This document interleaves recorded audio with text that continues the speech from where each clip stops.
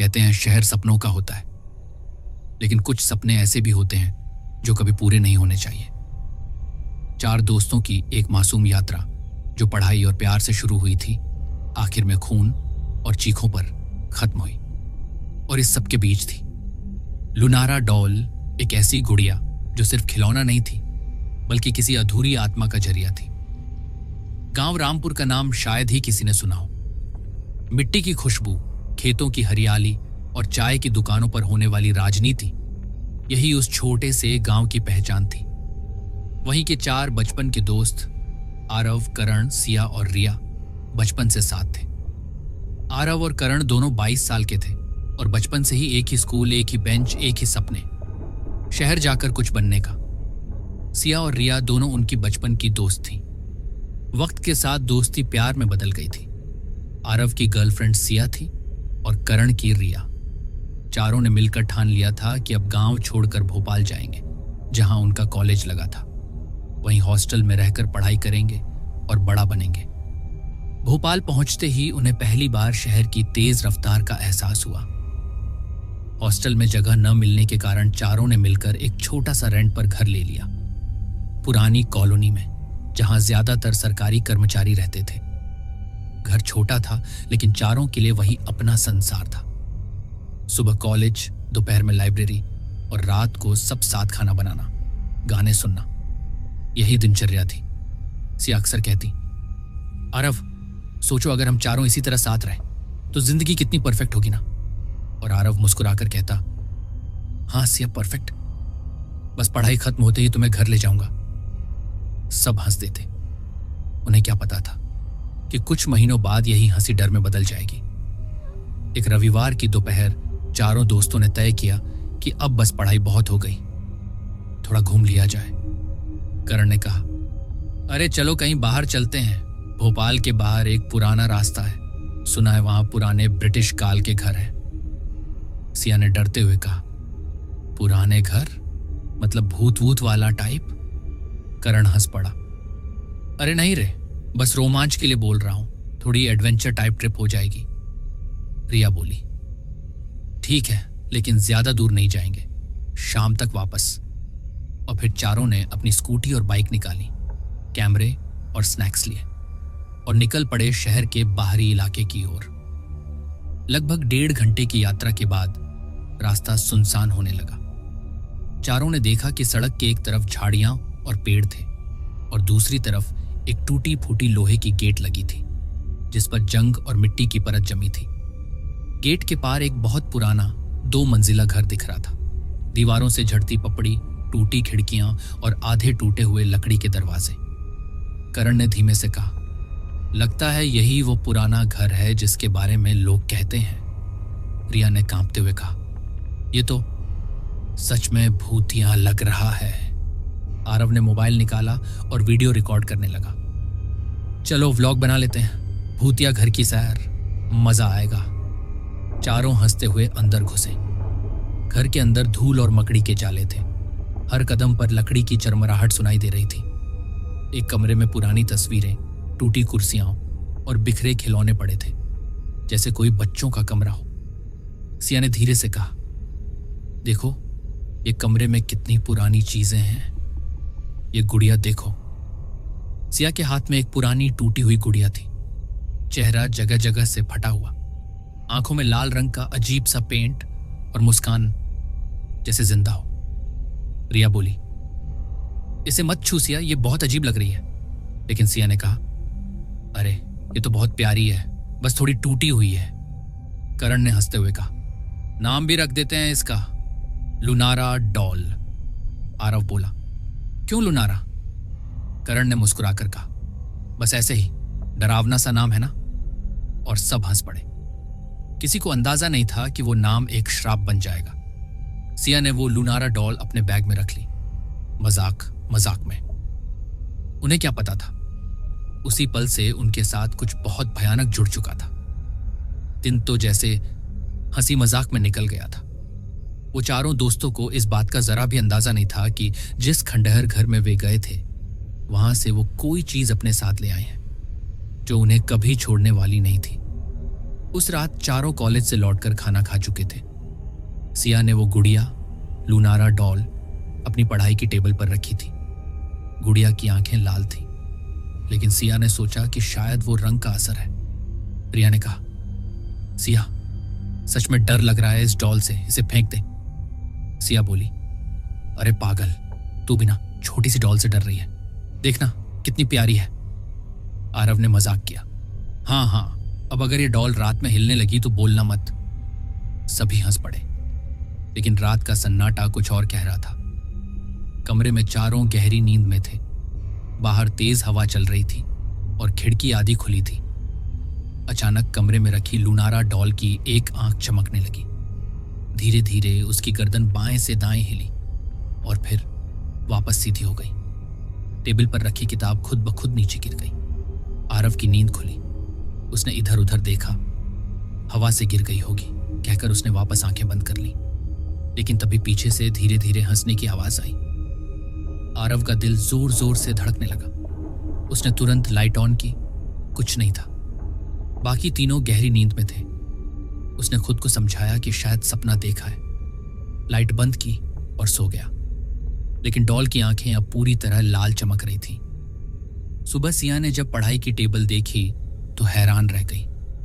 वो लूनारा डॉल अब टेबल पर नहीं थी। सिया बोली, अरे वो डॉल कहाँ गई? रिया ने कहा, कल रात तूने ही रखी थी, अब गायब। आरव बोला, कहीं नीचे गिर गई होगी, देखो तो। उन्होंने पूरा कमरा देखा, लेकिन डॉल कहीं नहीं थी। करण ने हंसते हुए कहा, लगता है डॉल चलकर खुद बाहर निकल गई। रिया झल्ला गई, मजाक मत कर करण, मुझे सच में कुछ अजीब लग रहा है। सिया चुप थी, लेकिन उसकी आंखों में डर झलक रहा था। कॉलेज पहुंचे तो सब सामान्य था, लेकिन सिया का मन बहुत बेचैन था। उसे लग रहा था कोई उसे लगातार देख रहा है। क्लास के बीच में उसने आरव से कहा, आरव, वो डॉल आज रात अपने आप गायब हो गई थी। आरव बोला, सिया, शायद तूने कहीं रख दी होगी, इतना मत सोच। लेकिन सिया को लगता रहा कि कोई फुसफुसा रहा है। लूनारा, लूनारा। उस रात जब सब सो गए, करण की नींद खुली। उसे किसी के कदमों की आवाज आई। बहुत धीमे धीमे वो उठा और मोबाइल की टॉर्च ऑन की। किचन के पास कोई खड़ा था, एक छोटा सा साया। कौन है वहां? करण चिल्लाया। कोई जवाब नहीं। वो धीरे धीरे पास गया और जब उसने टॉर्च आगे की, वहां फर्श पर बैठी वही लूनारा डॉल थी, लेकिन अब उसकी एक आंख टूटी हुई थी और मुंह से खून जैसी कोई चीज बह रही थी। करण पीछे हटा।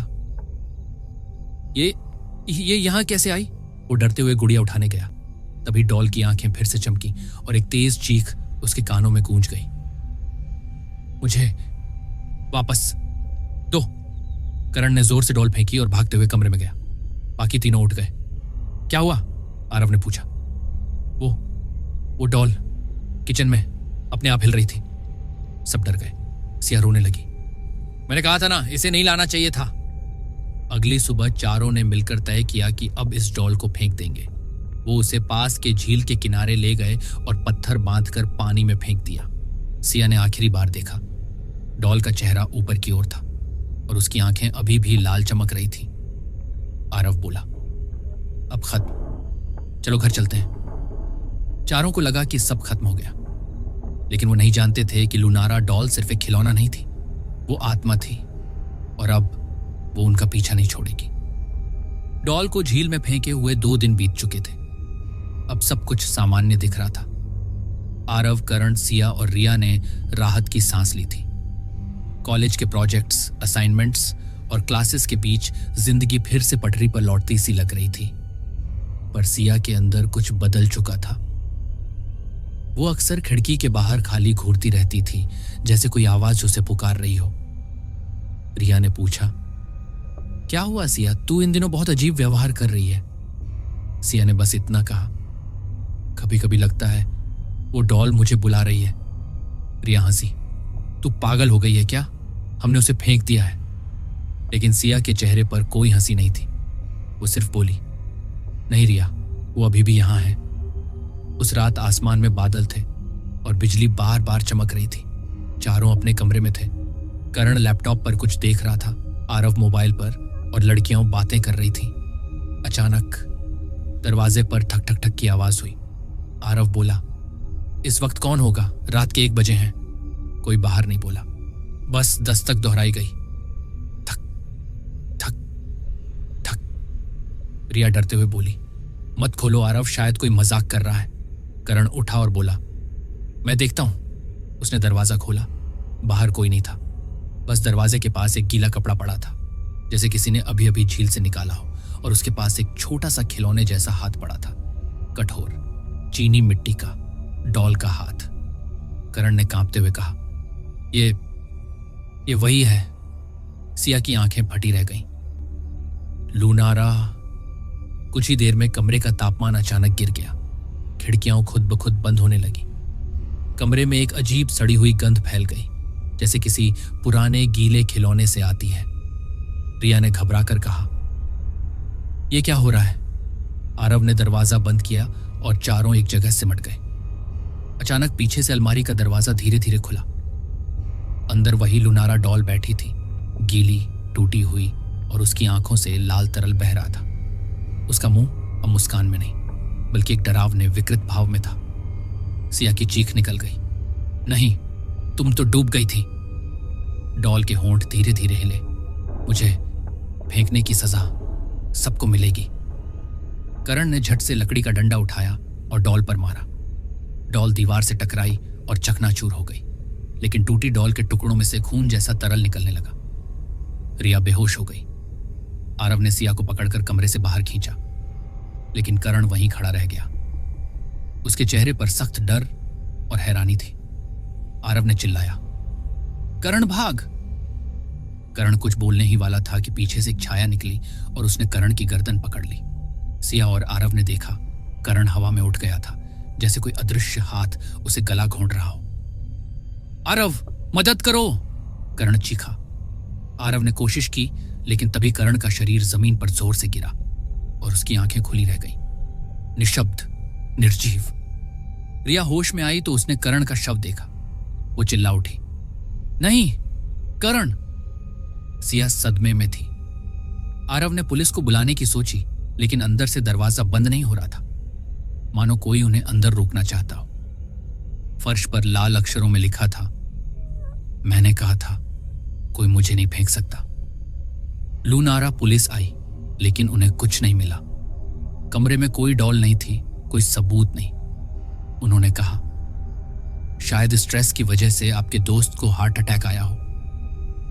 लेकिन सिया जानती थी, करण की मौत लूनारा डॉल ने की थी। उस रात वो खिड़की के बाहर देख रही थी। दूर झील के किनारे से लाल चमकती 2 आंखें उसे घूर रही थीं। करण की अचानक मौत ने तीनों की जिंदगी हिला दी थी। पुलिस ने इसे हार्ट अटैक या घबराहट का मामला बताया, लेकिन रिया, आरव और सिया जानते थे ये किसी इंसान का काम नहीं था। रिया हर वक्त रोती रहती थी। वो बार बार कहती, मैंने कहा था ना, वो डॉल नहीं लाना चाहिए था। आरव ने सिया को संभालने की कोशिश की, लेकिन सिया चुप थी, बेहद चुप। वो बस कमरे के कोने में बैठी रहती या फिर दीवार को घूरती रहती थी। करण की मौत के 2 दिन बाद रात को आरव ने देखा कि सिया कमरे में नहीं है। वो उठा और बाहर देखा। कमरे की खिड़की खुली थी, बारिश हो रही थी। वो बाहर निकला और बरामदे में गया। वहीं दूर झील के किनारे उसे किसी का साया दिखा। वो सिया थी, नंगे पांव, भीगी हुई और हाथ में कुछ पकड़े हुए। आरव ने पास जाकर देखा, उसके हाथ में लूनारा डॉल थी। वो कांप गया। सिया, तू फिर से इसे क्यों लाई? सिया धीरे धीरे उसकी तरफ मुड़ी। उसकी आंखों में लाल चमक थी। आवाज बदली हुई थी, मैंने नहीं लाई आरव, वो खुद आई है। अगले दिन रिया ने देखा कि सिया कमरे में अकेली बैठकर कुछ बड़बड़ा रही है। वो पास गई तो सिया कह रही थी, लुनारा, मैं तुम्हारे साथ हूं, मैं तुम्हें कभी नहीं छोड़ूंगी। रिया ने घबराकर आरव को बुलाया। दोनों ने देखा कि सिया के सामने फर्श पर डॉल रखी थी और उसके चारों तरफ सिया ने लाल रंग से अजीब से चिन्ह बना रखे थे, जैसे कोई पूजा या अनुष्ठान। आरव चिल्लाया, सिया, ये सब क्या है? सिया हंसने लगी, तुम नहीं समझोगे आरव, वो मुझसे बात करती है, वो मुझे सब बताती है, वो मेरी दोस्त है। रिया रोते हुए बोली, सिया पागल हो रही है आरव, कुछ करो। उस रात कमरे में फिर वही गंध फैल गई, सड़ी हुई गीली मिट्टी जैसी। आरव और रिया ने देखा, सिया नींद में उठी और दीवार पर कुछ लिखने लगी। दीवार पर सिया ने लिखा था लुनारा लव्स मी और नीचे लिखा था नेक्स्ट रिया। रिया ने चीख मारी, ये क्या मतलब है? वो मुझे क्यों?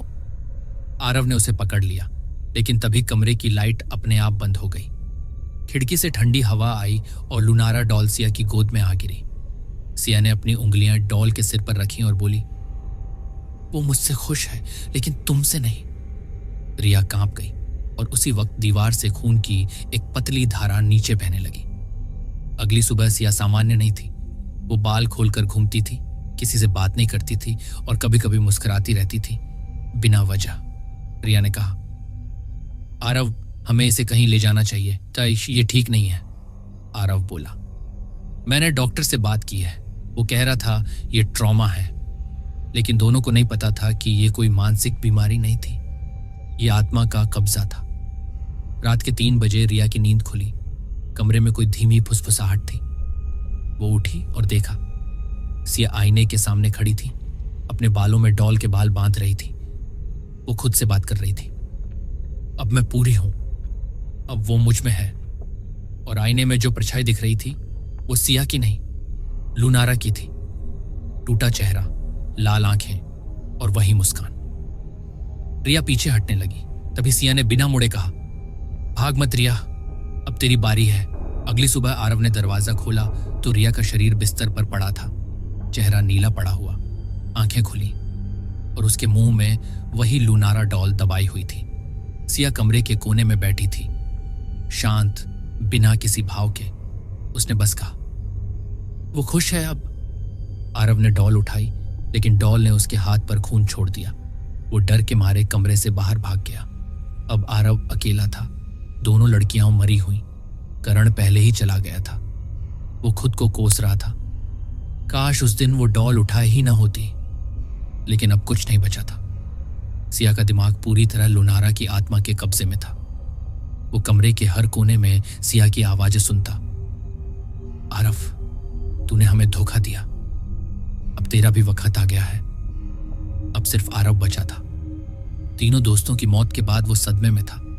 नींद नहीं आती, खाना नहीं खा पाता और हर पल किसी की मौजूदगी महसूस करता। सिया गायब थी। वो आखिरी बार उसी रात दिखी थी जब रिया की मौत हुई थी। पुलिस ने रिया की मौत को सुसाइड बताया, लेकिन आरव जानता था यह कोई आत्महत्या नहीं थी। वो रोज रात को सुनता था, ए आरव, अब तू अकेला है, मेरे पास आजा। यह आवाज सिया की थी, पर उसमें लुनारा की खतरनाक मिठास थी। आरव ने ठान लिया कि अब वो जानेगा कि ये लुनारा डॉल आखिर है कौन। वो उसी खंडेहर घर में गया जहां ये सब शुरू हुआ था।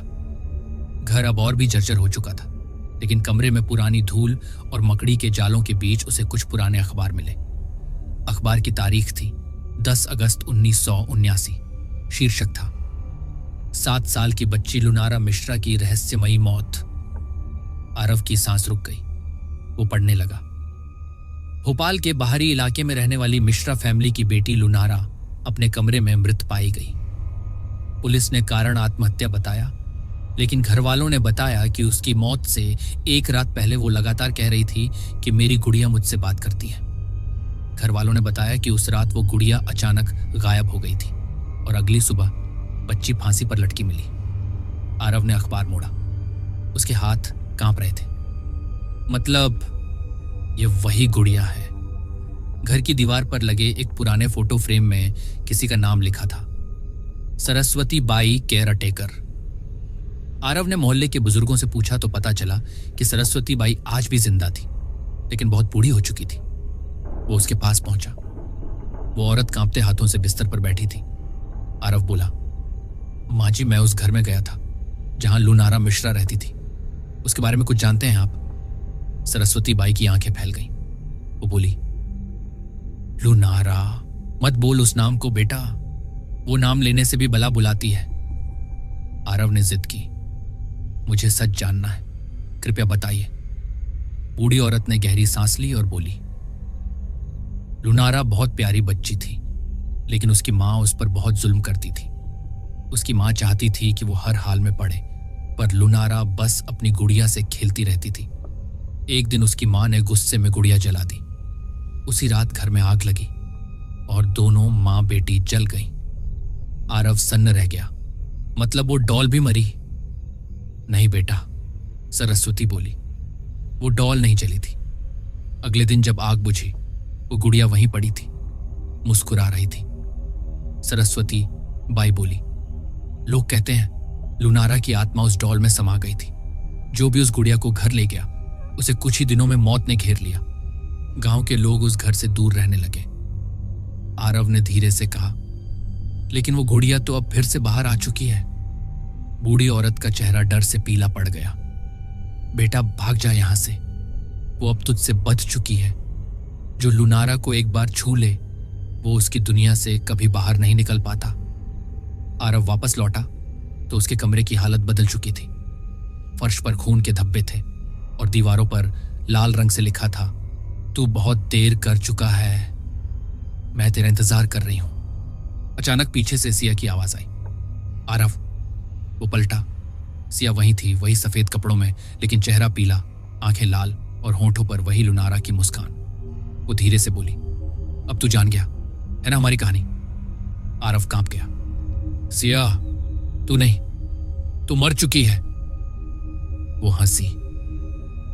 सिया नहीं आरव, मैं लुनारा हूं। वो धीरे धीरे आरव के पास आई। हर कदम के साथ कमरे की हवा भारी होती जा रही थी।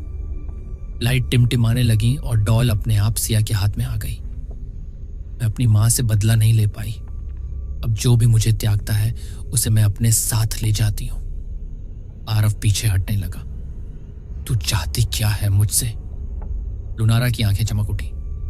सिर्फ तेरा डर और तेरा अंत। आरव भागा और मंदिर के पास गया।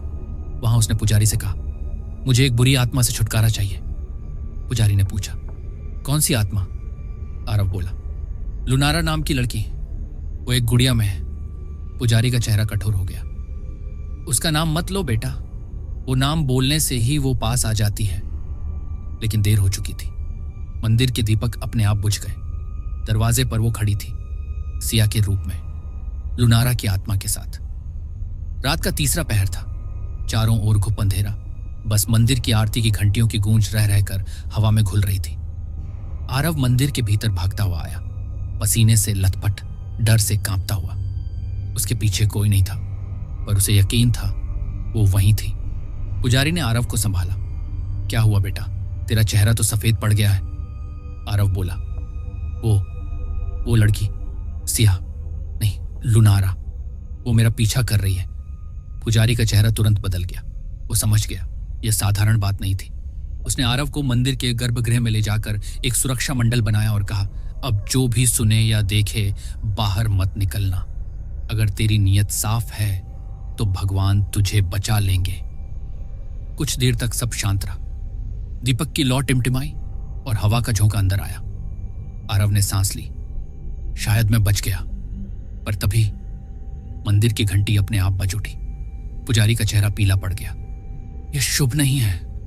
दीवारों से किसी के चलने की आवाज आई। टप टप टप। फर्श पर लाल निशान उभरने लगे, जैसे किसी ने गीले खून से चलना शुरू किया हो। पुजारी ने मंत्र पढ़ना शुरू किया, पर तभी मंदिर की एक दीवार से लुनारा की हंसी गूंज उठी। मुझे भगवान नहीं रोक सकते बाबा, मैं कोई साधारण आत्मा नहीं हूं। दीवार पर दरार पड़ी और उसके बीच से धुएं का एक भयानक चेहरा उभरा। सिया का चेहरा, लेकिन आंखें पूरी तरह सफेद। वो चिल्लाई, आरव, तूने मुझे धोखा दिया। आरव चिल्लाया, मैंने तुझसे प्यार किया था। लुनारा बोली, प्यार नहीं किया, त्याग दिया। और उसी पल मंदिर की घंटियां जोर से बजने लगी। दिए बुझ गए और पुजारी हवा में उछलकर मंदिर के कोने में जा गिरा। मर चुका था। अब सिर्फ आरव और लुनारा थे। आरव ने कांपते हुए कहा, तू चाहती क्या है? वो मुस्कुराई, तेरा अंत, ताकि तू हमेशा मेरे साथ रहे। आरव पीछे हटा। वो पीछे हटा तो देखा फर्श पर पड़ी पुजारी की माला अपने आप घूम रही थी। उसने माला उठाई और लुनारा की तरफ फेंकी। माला हवा में ही रुक गई और वहीं राख बनकर बिखर गई। भगवान भी मुझसे डरते हैं, लुनारा ने फुसफुसाया। अब सिया का चेहरा पूरी तरह बदल चुका था। उसके बाल हवा में उड़ रहे थे, आंखें कोयले की तरह जल रही थीं और मुंह से खून की पतली धार निकल रही थी। दीवार पर उसके पीछे लुनारा की परछाई दिख रही थी, एक बच्ची का आकार, हाथ में वही पुरानी गुड़िया ली हुए। वो बोली, हर जन्म में मुझे कोई धोखा देता है, इस बार नहीं। उसने हाथ उठाया और आरव हवा में उछल गया। उसका शरीर मंदिर की छत से टकराया और जमीन पर गिर पड़ा। खून उसके मुंह से बहने लगा। आरव को याद आया, बूढ़ी सरस्वती बाई ने कहा था, उसका नाम मत लेना, लेकिन अगर लेना पड़े तो मुक्ति शब्द जरूर बोलना। आरव ने दर्द से तड़पते हुए कहा, लुनारा, मुक्ति। सिया का शरीर अचानक कांपने लगा। उसके हाथों की नसें नीली हो गईं, आंखें पीछे पलट गईं और उसकी चीख पूरे मंदिर में गूंज गई। नहीं। सिया का शरीर हवा में उठा और जैसे ही वो जमीन पर गिरा, वो गुड़िया 2 टुकड़ों में बट गई। उसमें से धुआं उठा। एक बच्ची की परछाई उभरी जिसने धीमे स्वर में कहा, अब मुझे शांति दो, और वो गायब हो गई। सुबह हुई। मंदिर के पुजारी की लाश पुलिस को मिली। आरव भी वहां था, बेहोश लेकिन जिंदा। सिया का शरीर वहीं पड़ा था, निढाल, निर्जीव। पुलिस ने सब कुछ मनोवैज्ञानिक भ्रम बताया, लेकिन जब मंदिर की सफाई हुई तो पुजारी की दीवार के पास टूटी हुई गुड़िया मिली। उसकी एक आंख अब भी मुस्कुरा रही थी। 3 महीने बीत चुके थे। आरव अब दिल्ली के एक छोटे से किराए के फ्लैट में रहने लगा था। वो कॉलेज छोड़ चुका था। अब किसी को भी अपने पुराने दोस्तों, सिया या उस लुनारा डॉल के बारे में कुछ नहीं बताता था। हर रात उसे डरावने सपने आते, सिया की आंखें, टूटी गुड़िया और वो चीख, अब तू भी मरेगा। डॉक्टर ने कहा था, ये PTSD है, डर दिमाग में रह गया है। आरव दवाइयां खाता, मंदिर जाता और भगवान से एक ही दुआ करता, अब वो कभी वापस ना आए। लेकिन डर की चीजें कभी जाती नहीं, वो लौटती हैं जब इंसान खुद को सुरक्षित समझता है। एक शाम दरवाजे की घंटी बजी। डिलीवरी बॉय बोला, आपके नाम का पार्सल है सर। आरव ने हैरानी से कहा, पर मैंने कुछ ऑर्डर नहीं किया। डिलीवरी बॉय बोला, भेजने वाले का नाम नहीं लिखा है, बस फॉर आरव लिखा है। आरव ने पार्सल लिया। भूरे रंग के डिब्बे पर कोई पता नहीं था, सिर्फ लाल स्याही में एक शब्द लिखा था, रिमेंबर मी। आरव के हाथ कांप गए। उसने जल्दी से बॉक्स खोला। अंदर कपड़े में लिपटी एक छोटी गुड़िया थी। गुड़िया का चेहरा बिल्कुल साफ था, जैसे नई बनाई गई हो, लेकिन उसकी एक आंख पर सिलाई का निशान था, बिल्कुल वैसा जैसा लुनारा की डॉल पर था। आरव का दिमाग सुन्न हो गया। वो डॉल को फेंकने भागा, लेकिन जैसे ही उसने उसे जमीन पर गिराया, डॉल अपने आप खड़ी हो गई। कमरे में वही पुरानी सड़ी हुई गंध फैल गई। पंखा अपने आप बंद हो गया। लाइटें टिमटिमाने लगी। आरव ने पीछे मुड़कर देखा। डॉल अब सोफे पर बैठी थी और उसके होंठों पर मुस्कान थी। उसने धीमी आवाज में कहा, मैं लौट आई हूं आरव। रात के 2 बजे आरव की नींद खुली। वो कमरे के कोने से किसी के गाने की आवाज सुन रहा था, लुनारा, लुनारा, डोंट लीव मी। वो उठा, टॉर्च जलाई। डॉल वहीं थी, लेकिन अब उसका चेहरा सिया जैसा लग रहा था। आरव का दिल जोर जोर से धड़कने लगा। उसने डॉल को पकड़कर बालकनी से नीचे फेंक दिया, पर जब वो पलटा, डॉल फिर बिस्तर पर बैठी थी, उसी जगह पर, और दीवार पर खून से लिखा था, तू भाग नहीं सकता। आरव ने दरवाजा खोला और बाहर भागने लगा। सीढ़ियां उतरते वक्त लाइट बार बार बुझ रही थी। नीचे पहुंचकर उसने देखा, बिल्डिंग का गेट अपने आप बंद हो गया है। उसने जोर से खींचा, लात मारी, पर कोई फायदा नहीं। पीछे से फुसफुसाहट आई, तू मुझे छोड़कर नहीं जा सकता आरव। वो पलटा। सामने सिया खड़ी थी, उसी सफेद कपड़े में, बाल खुले हुए और चेहरे पर वही लुनारा डॉल की मुस्कान। उसने कहा, अब मेरी बारी है, तेरे दिल की। आरव भागा, चिल्लाया, लेकिन उसकी आवाज किसी ने नहीं सुनी। वो लिफ्ट में घुसा और ऊपर की बटन दबाई। लिफ्ट का दरवाजा बंद हुआ और उसमें लगा कैमरा चालू हो गया। अगले दिन बिल्डिंग के सिक्योरिटी गार्ड ने वो फुटेज देखी। लिफ्ट के अंदर सिर्फ आरव था, अकेला। पर फिर अचानक उसके पीछे एक छोटा सा हाथ दिखाई देता है जो उसके कंधे को छूता है। आरव पलटता है और उसके चेहरे पर चीख जम जाती है। कैमरा फिर काला हो जाता है। जब लिफ्ट खुलती है, अंदर सिर्फ टूटी हुई गुड़िया पड़ी थी और दीवार पर खून से लिखा था, लुनारा गॉट हिम। एक हफ्ते बाद वही डॉल एक पुरानी खिलौना दुकान में बिकने के लिए रखी गई। दुकानदार ने कहा, यह बहुत खास गुड़िया है, देखने में पुरानी है पर मुस्कुराती है। एक छोटी बच्ची ने अपने पापा से कहा, पापा मुझे यही चाहिए। ये हंस रही है। उसने डॉल उठाई। डॉल की एक आंख धीरे से खुली और उसके अंदर से धीमी आवाज आई, हाय आई एम लुनारा। कहानी यहां खत्म नहीं होती, क्योंकि हर आत्मा के पीछे एक अधूरी कहानी होती है और लुनारा की कहानी शुरू होती है 1904 कोलकाता के पास एक छोटे से यूरोपीय कॉलोनी में। वहां एक अंग्रेज फैमिली रहती थी। विक्टर मिलर, उसकी पत्नी मार्था और उनकी 9 साल की बेटी लुनारा मिलर। लुनारा बेहद प्यारी, मासूम और गुड़िया जैसी बच्ची थी। उसके पास एक लकड़ी की डॉल थी, वही जो अब श्राप बन चुकी है। वो हर जगह उस डॉल को साथ रखती थी और कहती थी, ये मेरी सबसे अच्छी दोस्त है, ये कभी मुझे अकेला नहीं छोड़ती। 1905 में उनके बंगले के पास एक भीषण आग लगी। पूरे इलाके में कई मजदूर मारे गए। कहा जाता है आग लगाने वाला कोई इंसान नहीं, बल्कि एक भूतनी थी जिसे ब्रिटिश लोगों ने फांसी दी थी। उसका नाम था काली बाई। मरने से पहले उसने चीख कर कहा था, तुम्हारी औलादें चैन से नहीं जिएंगी। और ठीक उसी रात जब मिलर परिवार सो रहा था, लुनारा के कमरे में आवाजें आने लगी। उसकी मां दौड़ी तो देखा लुनारा की गुड़िया अपने आप हिल रही थी। लुनारा हंस रही थी, मां काली बाई मेरे साथ खेल रही है। 2 दिन बाद लुनारा की लाश उसके कमरे में मिली।